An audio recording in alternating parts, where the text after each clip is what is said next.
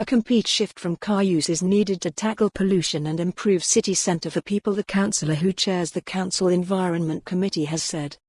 Angus Millar told a fringe meeting at the SNP conference in Aberdeen that cars have been protected in priorities in Glasgow for too long and change is needed.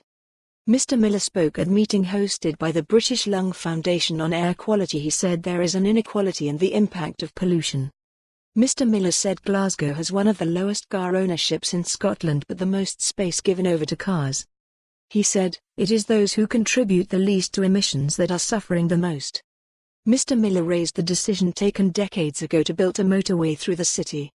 He added, "The M8 runs through my ward. We are having to deal with the legacy of that."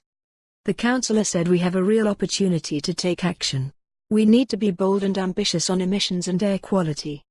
We need to realise that we are going to need to have a complete shift away from cars. It is about rebalancing our city towards people rather than vehicles.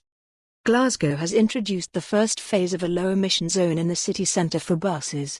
There are plans to extend the Avenues project, recently completed in Sauchiehall Street, to reduce the road space for vehicles, and a plan to change George Square could involve car-free streets. Transport Secretary Michael Matheson echoed the comments about reducing car use.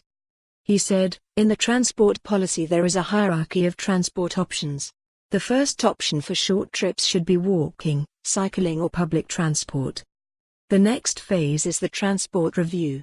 The direction of travel for government is reduce car use in city centres and overall." Joseph Carter of British Lung Foundation called for a government focus on improving air quality. He said children are most at risk from pollution from vehicles.